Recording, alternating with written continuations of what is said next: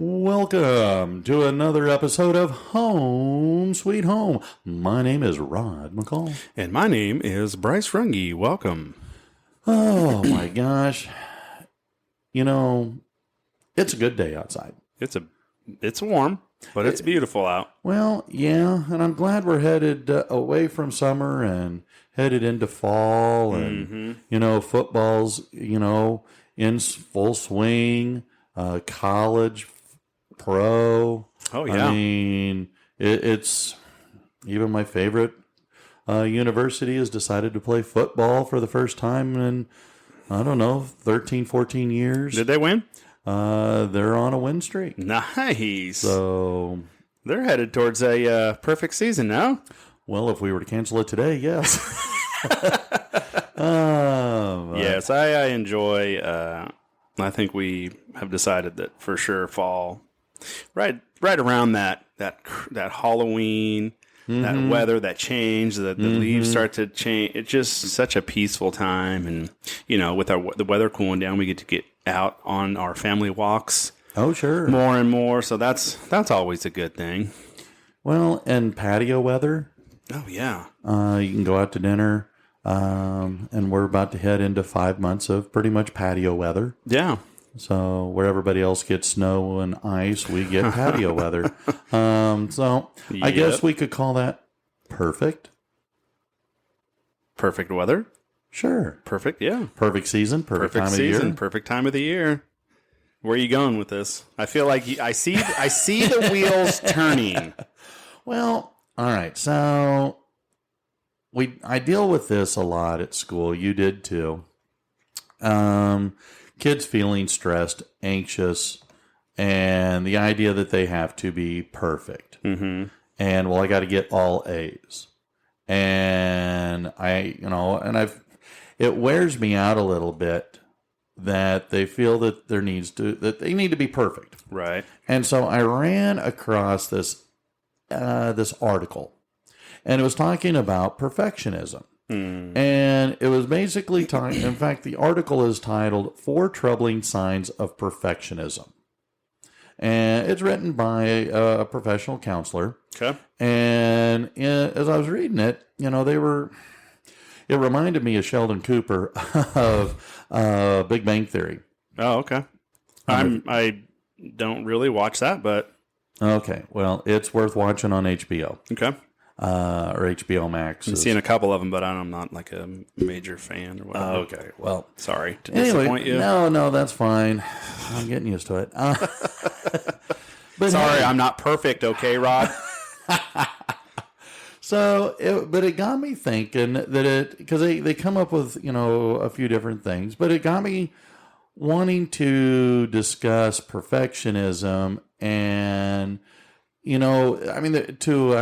it can be healthy to an extent, but then you can reach overboard, and then it can become unhealthy.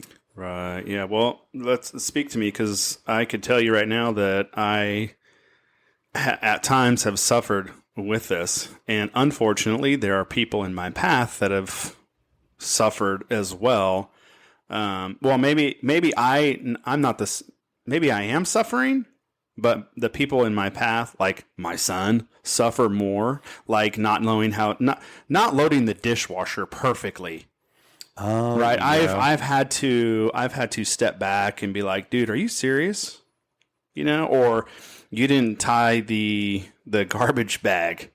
It wasn't tied perfectly, or whatever. Right. Okay. Just little things like that, instead of kind of giving him the bandwidth to try and just learn to fail and do certain things, and that Suzanne's good about that, especially when she's nearby. She'll give me the look like, dude, pump the brakes, and I know that I've gotten a little bit worse, and I'm trying to work on that. And I don't necessarily think it's trying to reach perfection. It's just trying to be like, hey, like, excel in this area. Okay. Right. And I know that maybe sound silly with the dishwasher, but it's just this one example. I do talk about school academics, right, and excelling. You know, not you're not going to be perfect. You're going to miss the mark. But areas that it's driven me crazy, and I've had to step back, is like when we built the house. You expect the house to be perfect when you pay a lot of money for a house, and it's not that way. And then, you know, you start to point out all these certain flaws, and then it's like, dude, like it's becoming unhealthy for you. People that build it, you're pointing out, they don't give a crap. True. Obviously, right? You're the one who's drinking the poison, and you're the one who is becoming unhealthy, and those loved ones close to you are paying the price for you trying to be perfect or expect perfect. Well, but okay. While I hear what you're saying, I also wonder, is it wrong to have an expectation that if you buy something, okay, if I go buy something and I pay $5 for it, my expectations are pretty low. But if I go buy, okay, a great example would be a set of headphones. Yeah. All right, you go buy a set of headphones from Five Below, and you're paying $5. My expectations of its longevity and its quality are going to be pretty low. But if I go and I drop $150, $200 on a pair of headphones, my expectations are going to naturally be a lot higher. Right. Because perfection, maybe not, but take pride. Yeah. And sometimes I wonder, my push for folks, you know, when I'm dealing with other people, whether it's students or, you know, people in my life, where my expectations are such that I know it's within your ability. So when you were asking these builders, you know, when you're paying a huge chunk of change, and around here they charge a chunk of change, even for an outhouse. I mean, is it wrong to have expectations? And is there a difference between having high expectations and perfection? Well, I think, you know, for example, with the house, here's at the end of the day, you're dealing with a human, and humans aren't perfect. Okay, fair point. And so that's kind of where I had to go. And then also I had to flip my mindset. Like, first of all, you get to live here. You get to live in this neighborhood, so on and so forth. And I get like, okay, well, you're dealing with humans who aren't perfect. Stop trying to point out all those little, like, every time I would point something out, Suzanne, I never even saw that. Well, of course you would find it, right? Because you're trying, you're like purposely trying to find, you know, it just kind of drove people nuts. And so, like this new bookshelf you noticed. Yeah. I saw a couple things and I'm like, let it go. Let it go. Okay. It works. It's going to be great. You know, and so, like I said, I'm trying to work on that. But, you know, one thing that I have learned, you know, when we talk about perfection, you and I have dealt, you deal with that with the school system. I dealt with it being in education before that, you know, I learned through several people. And, you know, one of the leadership meetings at church with our pastor, he mentioned Gitmo. You know, we're talking about when you're leading teams and you're working on projects, or, you know, Gitmo, good enough to move on. Like, stop trying to be perfect. And I noticed that, like, you know, with Abiding Wealth, as a marketing coordinator, when I work on advertisements, sometimes I spend a little too long on it, because I'm like, this has to be perfect. Like, if I'll hand it over to you, it'd be like, man, this is great. Or I'll have Suzanne look at them. This is perfect. You know, and then I'll go back and now let's change this. And, you know, it could drive me up a wall. Yeah. So it's like, I'm trying to adopt that look. You have the skills and the talents. That's why you were hired. Like this, you see the flyer right there. Like, you know, it's Gitmo. Get good enough to move on. You know, and I think that successful businesses, sports teams, they don't try to go for perfection because they know it's unattainable. They try and go for excellence. Well, I would say that Jerry Jones and the Dallas Cowboys have done Gitmo, good enough to move on, for the last 26 years. I don't know if they've been even trying that. Okay, they're a little bit under that. But no, I think that those teams, people's families that are successful, really trying, reach for excellence. They consider excellence this habitual moment by moment, doing a lot of little things really well. Not like, hey, we need to be perfect in everything we do, because it's not going to happen. We're human. We're going to drop the ball. We're going to make mistakes. No. Sure. That's no. I guess that's where you can go from a healthy push of perfectionism to motivate you to do your best. Right. But then that drive of perfection can become unhealthy. Mm-hmm. Is that how I hear you say that? Yeah, I do. Pursuing excellence is a really good thing. Pursuing perfection is an unhealthy thing. Okay. Though I sometimes wonder if, when I fill out a job application, and, and teachers, they always, and a lot of professionals, I'm told that this is also true, but they'll ask, well, okay, what's a weakness you have? Mm-hmm. And I remember Eric's mother saying many years ago, well, make your negative a positive. Mm. And she says, I put down that I am a perfectionist, that I want to be perfect in everything that I do. Right. And so I have adopted that, that my weakness is that I want to be perfect, and I sometimes go overboard on myself in my push to be perfect.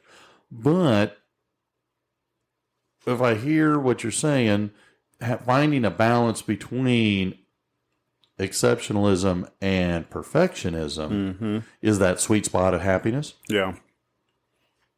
Oh, okay. That's what you're hearing. Okay. Well, because as I was reading through the article, they were talking how if you are extreme perfectionist, that you could fall under a mental health diagnosis of obsessive compulsive disorder. And I thought, oh my gosh. Yeah. I would never have considered perfectionism to that level, but as they explained it and talked about it, I thought, oh. Right. They were basically saying that it's and I'm going to quote here from the article, it's a matter of controlling extremely anxiety-provoking, intrusive thoughts, images, impulses by an almost superstitious behavior protocol. Now, I'm not sure exactly what all that means, but it doesn't. It sounds like you're missing the trees through the forest, or the forest through the trees, or however that saying goes. You're missing the ball, right, or the big picture, or however you want to phrase that. And because you're focused on the minute detail, you're missing the big picture. Yeah. What is our goal here? Right. And so it kind of fits a little bit of what you're saying. Yeah. Well, and you had mentioned something in that, something related to anxiety, right, and stress, okay. and as a previous educator, I'm going to still be an educator. I'm still an educator. I'm going to call it that. Okay. Because I still teach people and coach people.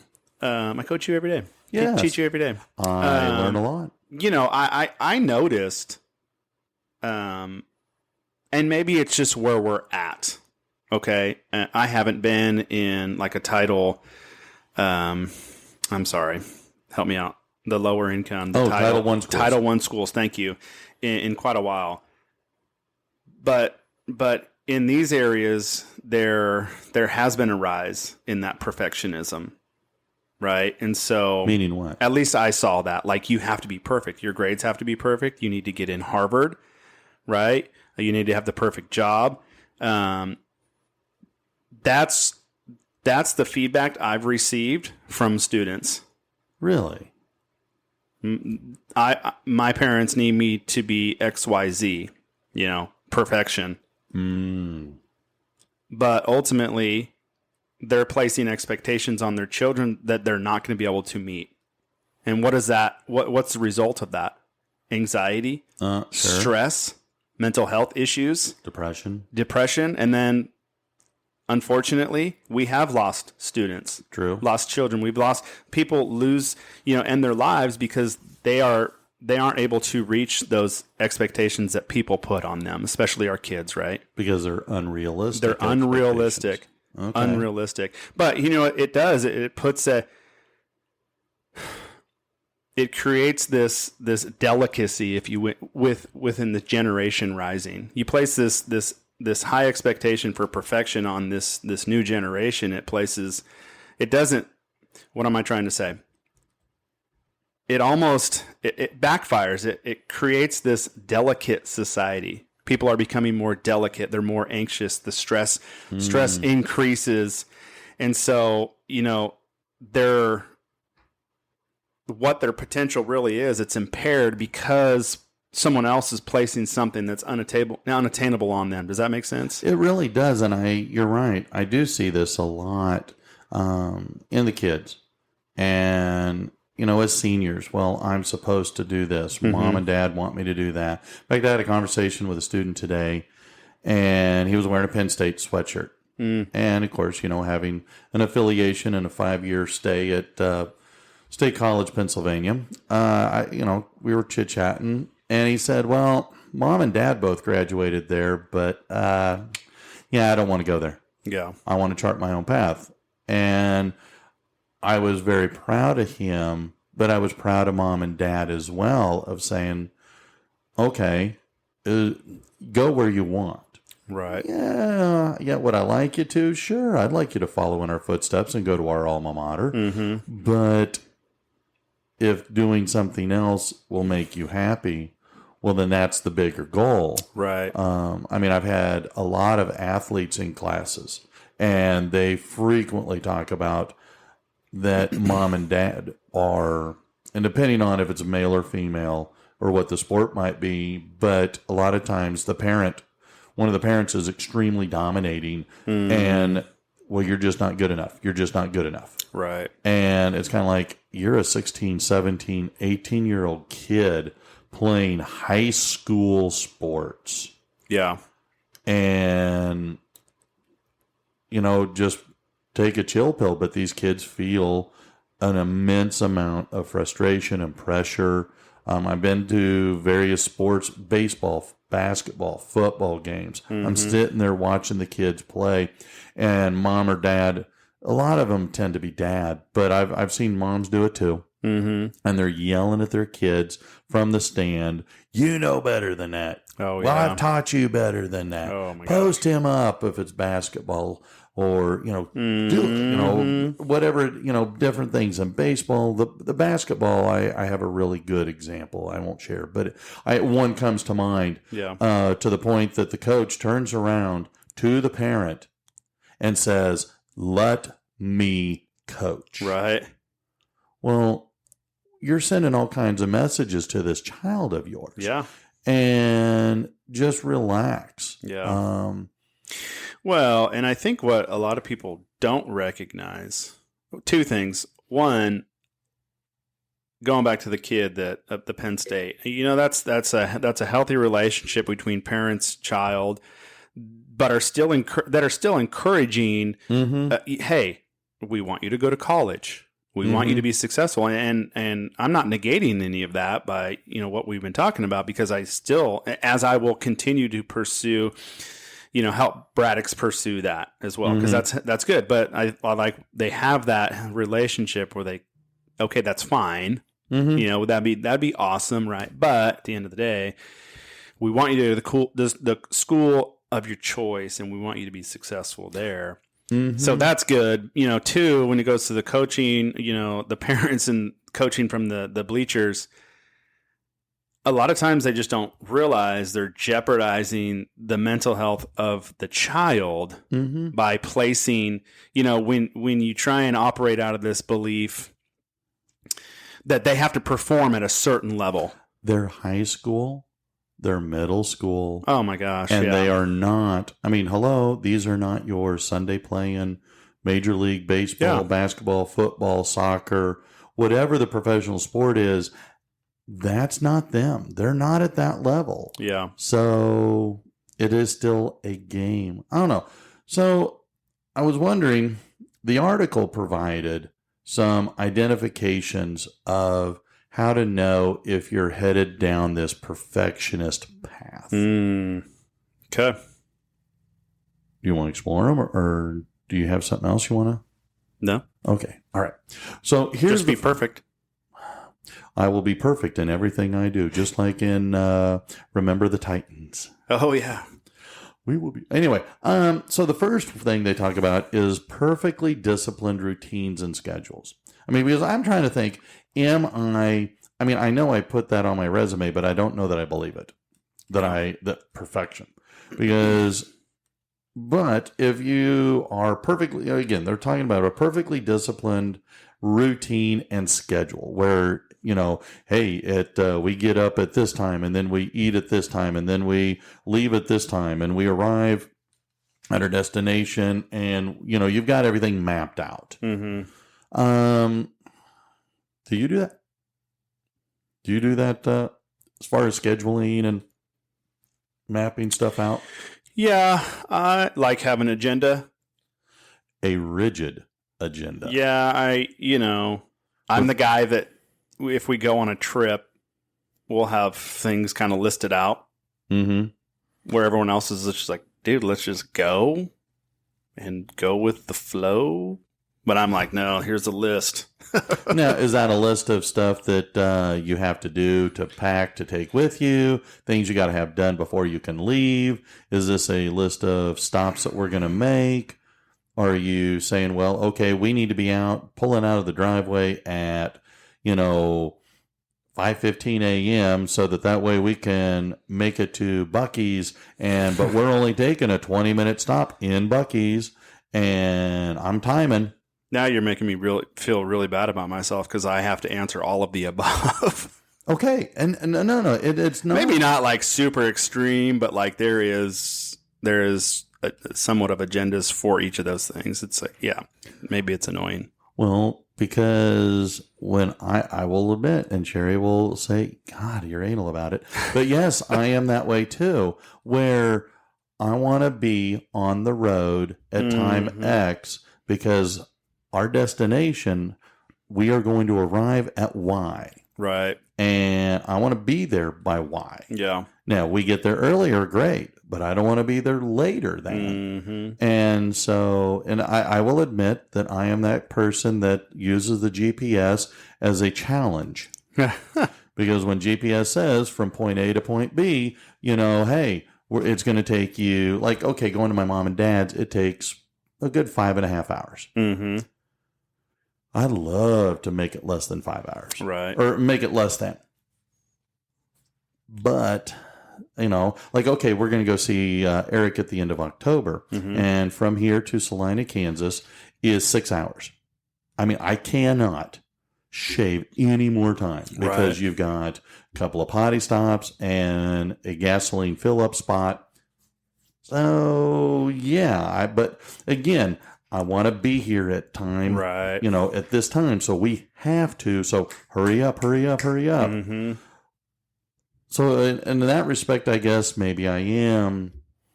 Maybe it could be a guy thing because I got it from my dad. Yeah. Because my dad was going, we're getting there. Right.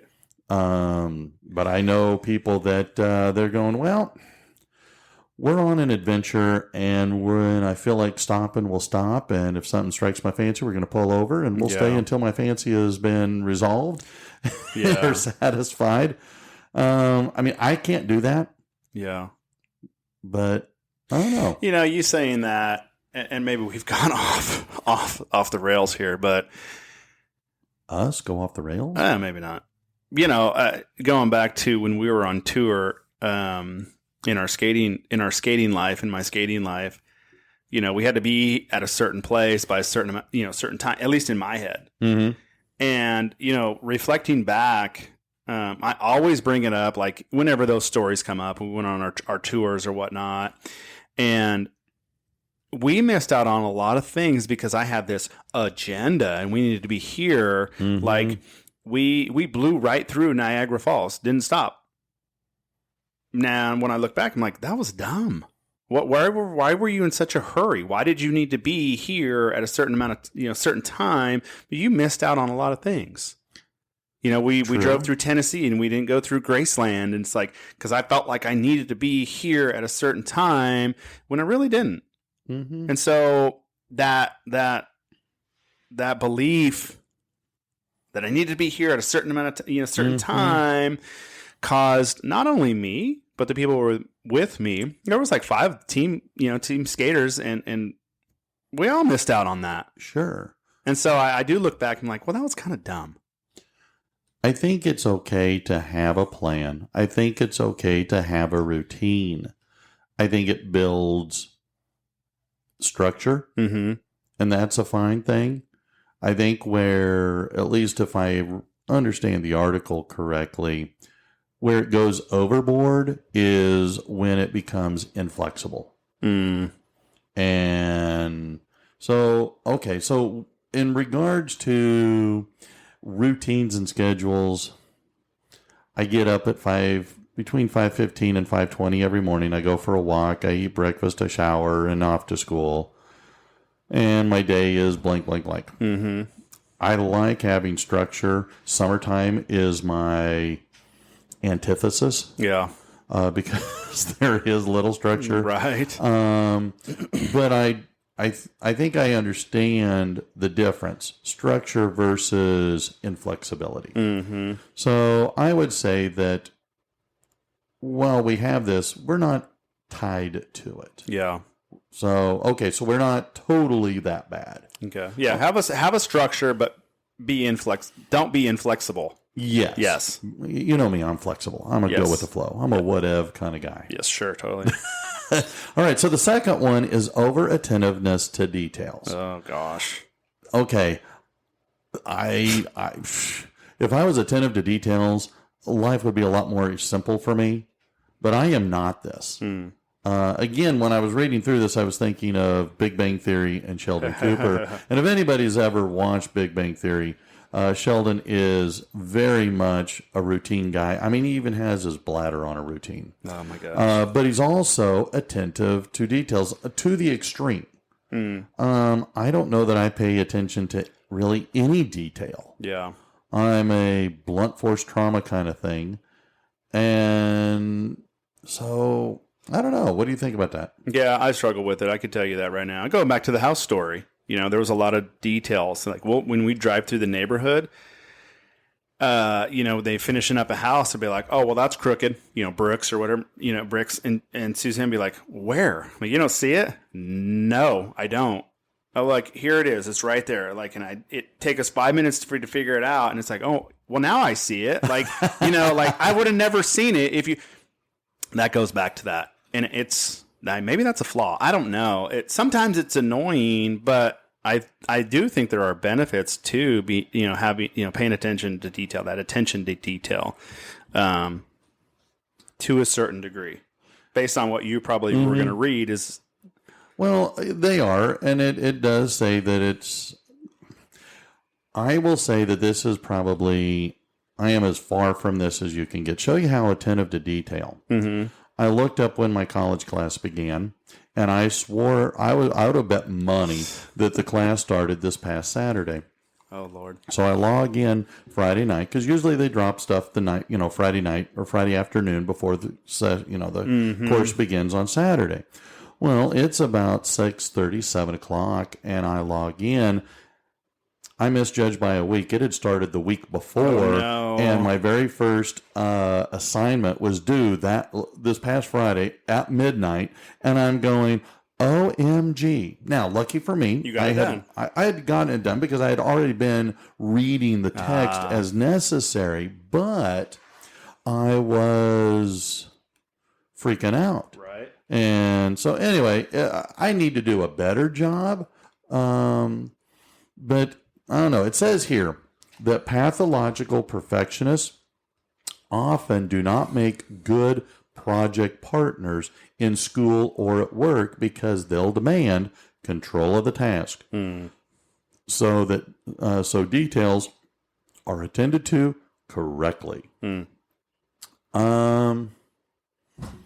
Okay, I'm going to fail miserably on part 2. Okay. So, okay. So part 3. All right, third option or third issue. Unusual devotion to rules and morals. This, they say, is strict adherence to rules, morals, and scrupulosity. I don't even know if that was a word. Oh, yeah, I know what that means. Okay, what does that mean? I'm just kidding. I don't know what it means. Oh. But all I know is that I don't fall into that category. I'm a rules guy at school. Yeah. And you ask anybody that is taught with me, taught near me, I'm going to dress code you. I dress coded a girl today. Yeah. I'm going to pick up your phone because school policy says no phone in the classroom. That's what it says. Before, we had the school policy that boys had to shave. I would code you for shave, for not being shaved. Right. I might give you a warning, but if you come to class next time, wear hats. I'm a rules guy. Yeah. But what's funny is that I will push rules on others, but I don't know that I entirely follow the rules myself. That's What? funny. What, are you thinking of a story? Oh, we've got many stories. I just, no, I don't disagree with you. Anyways, that's that. I mean, are you a rules guy? I mean, for the most part, yeah. I